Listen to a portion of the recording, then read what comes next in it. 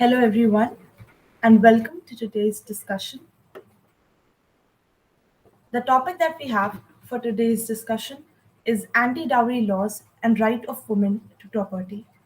Let's start with the quote that any young man who makes dowry a condition to marriage discredits his own education and his country and also dishonors womanhood, said by Mahatma Gandhi.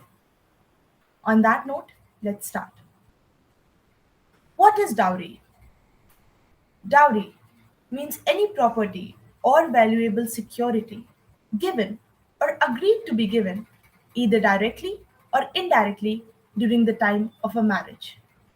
Dowry जिसको हिंदी में दहेज बोलते हैं वो ऐसी कोई भी संपत्ति है या कीमती उपहार नगद या फिर गहनों के रूप में दिया गया कोई भी उपहार जो कि शादी के लिए एक शर्त होता है या फिर एक मांग रखी जाती है जो कि शादी के लिए एक ज़रूरत होता है।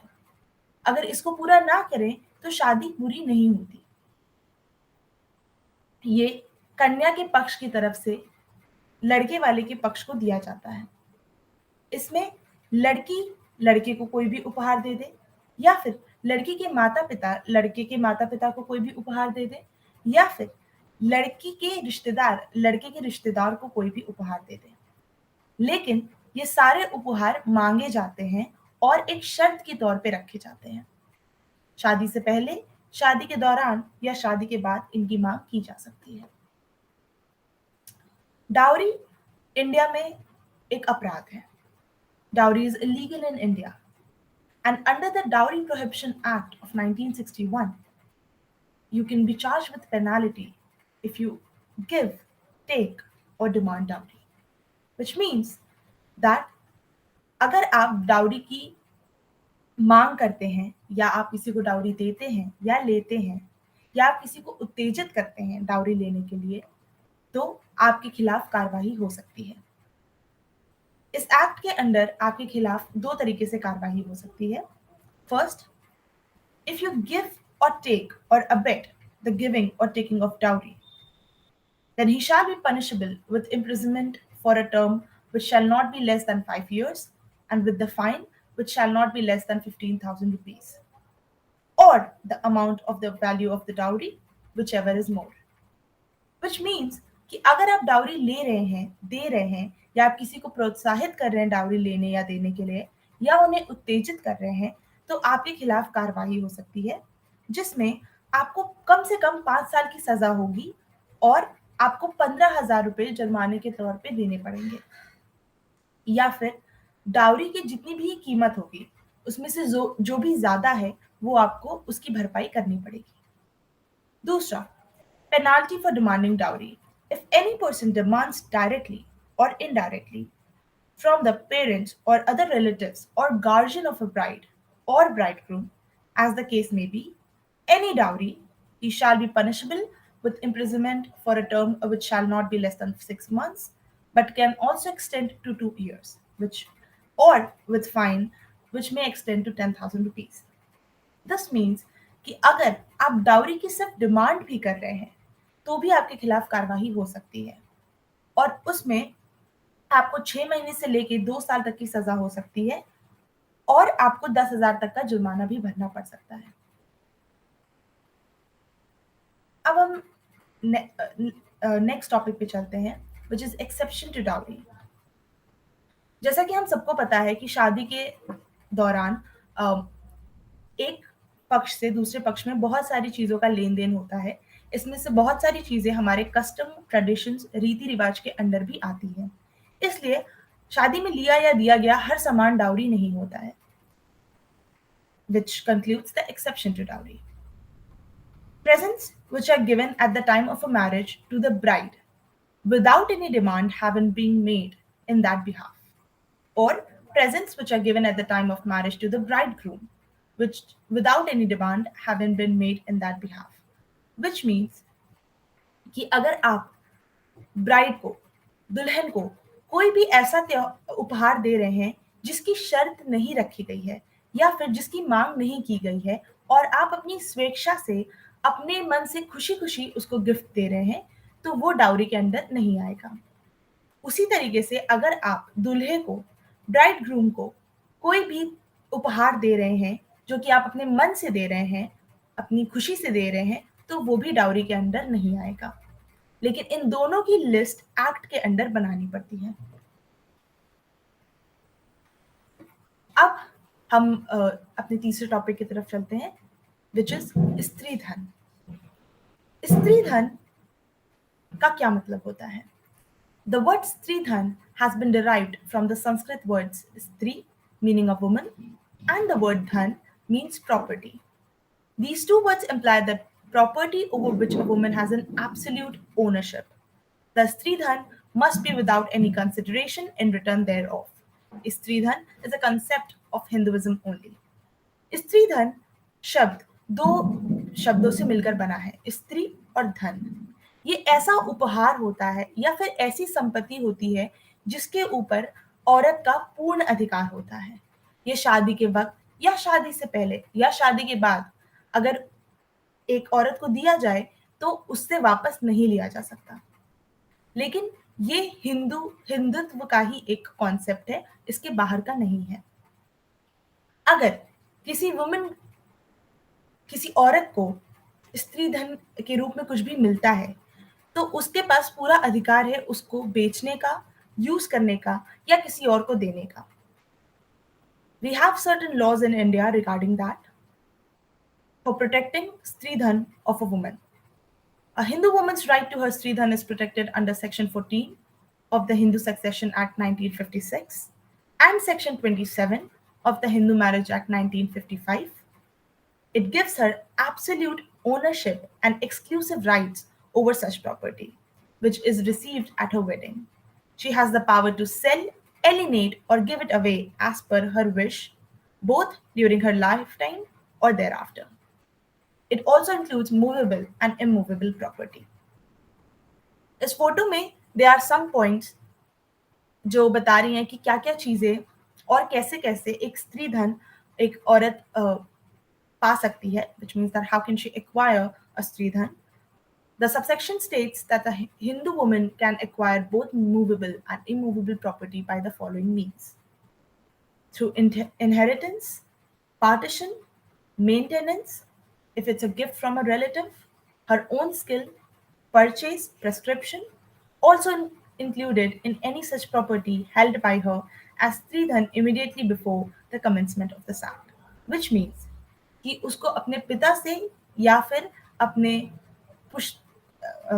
पूर्वजों से मिला हुआ कोई भी प्रॉपर्टी या फिर कोई भी उपहार या पार्टीशन में मिला हुआ कोई भी संपत्ति या फिर डिवोर्स के बाद मेंटेनेंस में मिला हुआ कोई भी संपत्ति या किसी भी रिश्तेदार से मिला हुआ कोई उपहार या फिर उसने अपने खुद के पैसे से खरीदा है या फिर अपने खुद के पैसे या स्किल से उसको पाया है या फिर इस एक्ट के पहले जो भी चीजें स्त्री धन में इंक्लूड होती थी वो होंगी। अब हम डाउरी और स्त्री धन के बीच के अंतर समझते हैं। What's the difference between dowry and स्त्री धन?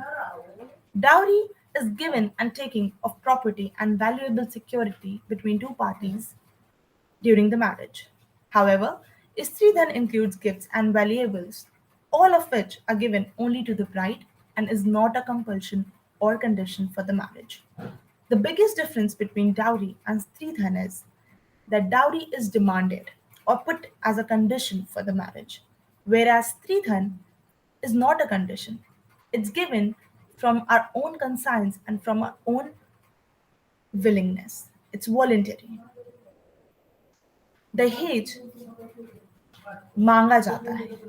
दहेज एक शर्त के रूप में रखा जाता है और एक जरूरत के रूप में रखा जाता है, जबकि स्त्री धन माता पिता अपनी पुत्री को बिना किसी मांग के देते हैं, अपनी स्वेच्छा से देते हैं और खुशी खुशी देते हैं और सिर्फ औरत को ही देते हैं। Dowry is illegal and a social evil while स्त्री धन इज नॉट। दहेज एक अपराध है और समाज के लिए बहुत खतरनाक भी है।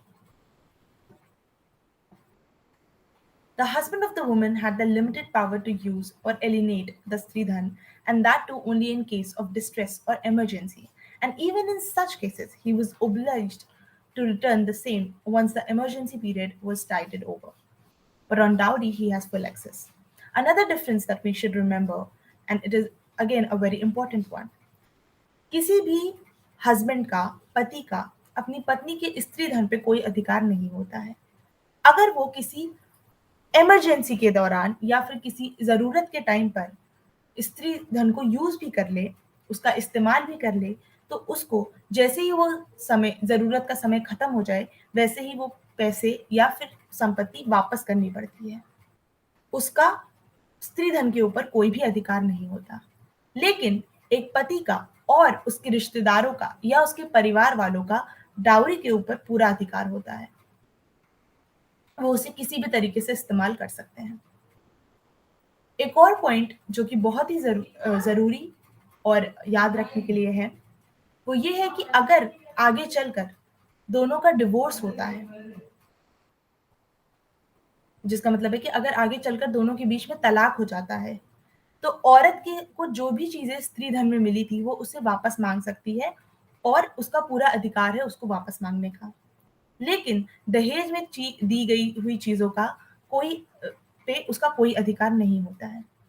In case of a future breakdown of marriage, the woman can at least retrieve gifts received as Stridhan. Thus, even at, even if at the time of the marriage or during the marriage, gifts should be given under the cover of Stridhan so that she will at least have a right to claim them back. Which means कि हमें ये याद रखना चाहिए कि जब हम शादी के वक़्त किसी को कुछ भी दे रहे हैं, अगर हम कन्या को या दुल्हन को कोई भी उपहार दे रहे हैं, तो वो हम स्त्री धन के अंदर दें। जिससे अगर आगे चलकर ऐसी नौबत आती है कि शादी टूट जाती है, तो वो उन चीज़ों को वापस माँग सकें।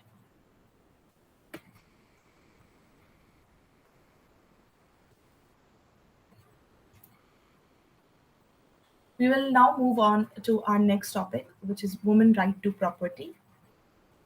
I have divided this under three sections, which is daughters, wives, and mother. Let's start with daughters and their right to property. Daughters have equal right of inheritance as son to their father's property. Daughters also have a share in the mother's property. The Hindu Succession Act of 2005 removed gender discriminatory provisions in Hindu Succession Act of 1956 and gives the following right to daughters. The daughter of a corpensor shall by birth become a coparcenor in her own right in the same manner as the son. The daughter has the same rights in the coparcenary property as she would have had if she had been a son. The daughter shall be subject to the same liability in the said property as that of a son. The daughter is allotted the same share as is allotted to a son. A married daughter has no right to shelter in her parents' house, nor maintenance charged for her being passed on to her husband. However, a married daughter has a right of residence if she is deserted, divorced, or widowed. A woman has full rights over any property that she has earned or that has been gifted or willed to her. Property she has attained majority in majority. She is free to dispose of these by sale, gift, or will as she deems fit. एक बेटी का अपने बाप की property पर पूरा अधिकार होता है और अपनी माँ की प्रॉपर्टी पर भी पूरा अधिकार होता है। अगर विल के हिसाब से किसी भी पिता की प्रॉपर्टी अपने बच्चों में इक्वली बट रही है, तो बेटी का उसमें पूरा अधिकार होता है जैसा बेटे का होगा। अगर किसी आदमी के बेटा या बेटी नहीं है और सिर्फ एक बेटी है, तो भी वो पूरी प्रॉपर्टी उसको वैसे ही बटेगी जैसे किसी बेटे को बटी होती है। She is allotted the same share as allotted to the son. एक शादीशुदा बेटी का अपने माता-पिता के घर पर कोई भी अधिकार नहीं होता है, ना ही वो कोई भी मेंटेनेंस अपने पति को दे सकती है। लेकिन अगर वो उसका डिवोर्स हो जाए और इफ शी इज डेजर्टेड या फिर वो विधवा हो जाए, तो वो अपने माता-पिता के घर पर वापस आ सकती है। अगर किसी भी औरत ने किसी भी तरीके से अपने तरीके से कोई भी प्रॉपर्टी को एक्वायर किया है, यानी कि उसने वो प्रॉपर्टी खरीदी है, तो वो उसका किसी भी तरीके से इस्तेमाल कर सकती है। वो उसको बेच भी सकती है या किसी को उपहार के रूप में भी दे सकती है। जो भी उसको सही लगे वो उसके साथ वैसा कर सकती है। एक बेटी का अपने पिता के संपत्ति पर वही अधिकार होता है जो उस पिता की संपत्ति पर उसके बेटे का हो। Now let's move on to wives. A married woman has exclusive rights over her individual property unless she gifts it in part or wholly to anyone. She is the sole owner and manager of her assets, whether earned, inherited, or gifted to her. This means कि किसी भी पत्नी का अपनी खुद की property पर पूरा अधिकार होता है। जो प्रॉपर्टी उसने अपने पैसे से खरीदी है या फिर उसको अपने पिता की तरफ से मिली है, वो उसके साथ कुछ भी कर सकती है। किसी को भी दे सकती है या बेच सकती है, जो भी उसको सही लगे। अगर किसी भी if she is entitled to maintenance, support and shelter from her husband, or if her husband belongs to a joint family, then from the family. Divorce के बाद एक पत्नी के को मेंटेनेंस पर पूरा अधिकार होता है। वो अपनी मेंटेनेंस अपने पति से ले सकती है, और अगर पति एक जॉइंट फैमिली में रह रहा है तो फैमिली से भी ले सकती है। Upon partition of a joint family estate between her husband and his sons, she is entitled to a share equal to as any other person. Similarly, upon the death of her husband, she is entitled to an equal share of his possession, together with her children and his mother. This point means कि अगर किसी joint family state का, किसी joint family का बंटवारा हो रहा है, तो उसको भी उतना ही अधिकार, उतनी ही शेयर मिलेगा संपत्ति का जितना उसके बेटे को मिलेगा, या फिर जितना इक्वली हर लोगों में बट रहा है उसको भी इक्वल शेयर ही मिलेगा। अगर उसके पति की मौत हो जाती है, मृत्यु हो जाती है, तो जितना पोर्शन, जितना हिस्सा प्रॉपर्टी का उनके बेटों को मिल रहा है, उतना ही उनकी पत्नी को भी मिलेगा और उतना ही उनकी माँ को भी मिलेगा। Which leads us to the third point, which is mothers. A mother is entitled to maintenance from children who are not dependents. She is also a class 1 here. What does this point mean? एक माँ का अपने बच्चों की तरफ से अधिकार होता है कि वो मेंटेनेंस को के लिए मांग सके, लेकिन उनके बच्चे अगर किसी और पे डिपेंडेंट हैं या फिर 18 साल से कम के हैं या फिर अनएम्प्लॉयड हैं, तो वो मेंटेनेंस की डिमांड नहीं कर सकते। But she is also a class 1 here, which means कि अगर उनके बच्चे की मृत्यु हो जाती है या फिर अगर उनके पति की मृत्यु हो जाती है, तो वो लीगली सब लीगली परमिशन है उनको कि वो सबसे पहले लिस्ट ऑफ हेयर्स में आएंगी। A widowed mother has a right to take a share equal to the share of a son if a partition of joint family estate takes place among the son. अगर पूर्वजों की property का बंटवारा हो रहा है, पूर्वजों की संपत्ति का बंटवारा हो रहा है, तो विधवा माँ का भी उतना ही अधिकार होता है हिस्से पर जितना कि उनके बेटे का होता है। सबके बीच में हिस्सा बराबरी से बंटता है अगर पूर्वजों की संपत्ति बंट रही है। All property owned by her may be disposed by sale, will, or gift as she chooses. In case she dies, instead her children inherit equally. जो प्रॉपर्टी, जो संपत्ति उनके अधिकार में होती है, वो जैसा कि मैंने पहले भी बताया, उसके साथ कुछ भी कर सकती हैं। वो उसको बेच सकती हैं, किसी को उपहार के रूप में दे सकती हैं, जैसा भी उनको सही लगे। अगर वो मर जाती हैं, उनकी मृत्यु हो जाती है, तो उनके हिस्से में जो भी प्रॉपर्टी थी वो उनके बच्चों में इक्वली बट जाएगा।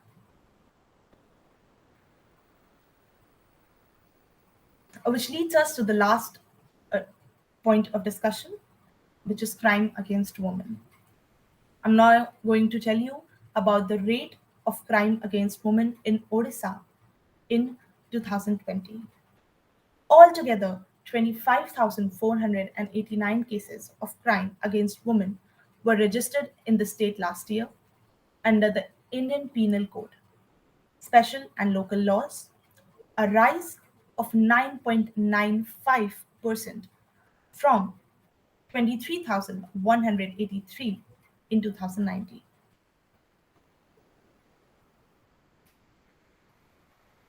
20 women were victims of murder with rape or gang rape, while 1,211 cases were lodged under IPC Section 376 rape. There were 3,659 cases of cruelty by husband or his relatives in 2020, when domestic violence cases shot up amid the coronavirus induced lockdown. The state registered 320 dowry deaths last year, while 312 cases were lodged under the Dowry Prohibition Act. A total of 2,202 cases were registered under Protection of Children from Sexual Offences (POCSO Act), where victims were girls.